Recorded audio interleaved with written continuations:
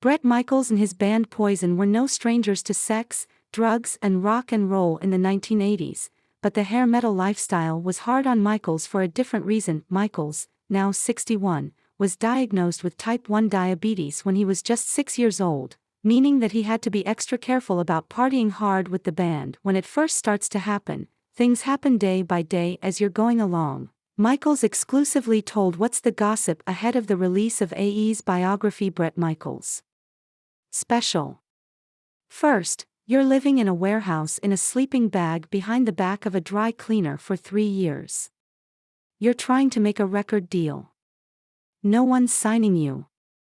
There's all that. And there's moments that were absolutely life-threateningly tough. Michael's family helped him track down insulin on the road, but it wasn't always easy to get his hands on the medication he needed to stay alive. We'd go to the free clinics, and they had to make sure I wasn't a junkie, he recalled. Because they're not just gonna hand you a syringe. They go through, they test, they check, and it is an absolute struggle that I knew was coming. So I just learned to deal with it.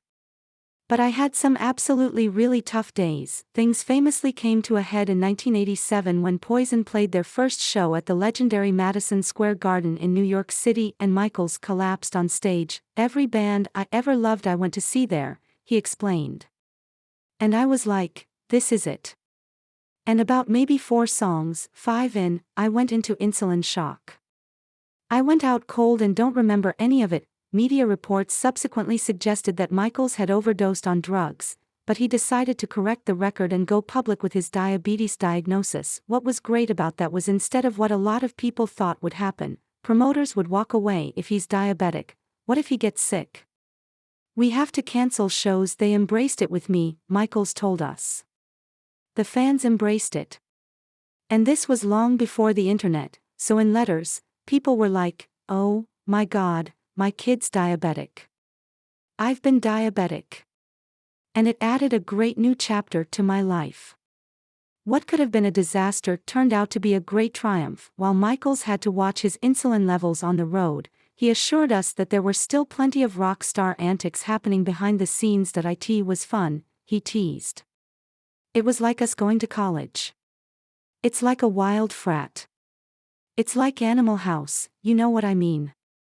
It was a frat party just every night.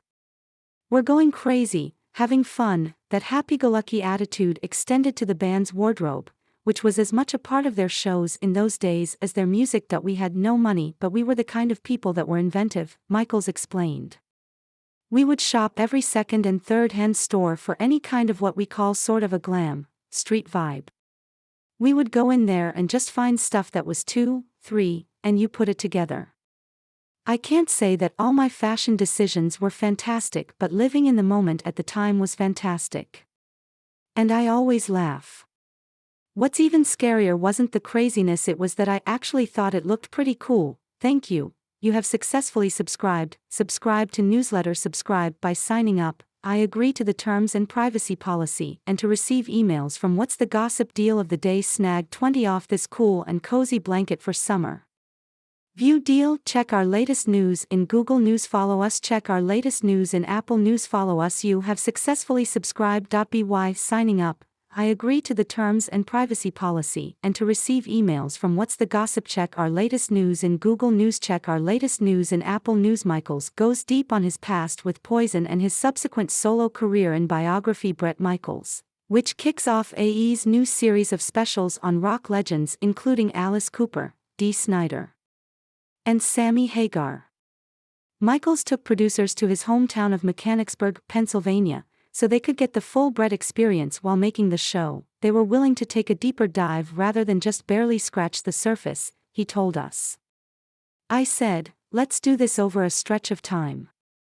In other words, let me take you to places I grew up, crossroads in my life.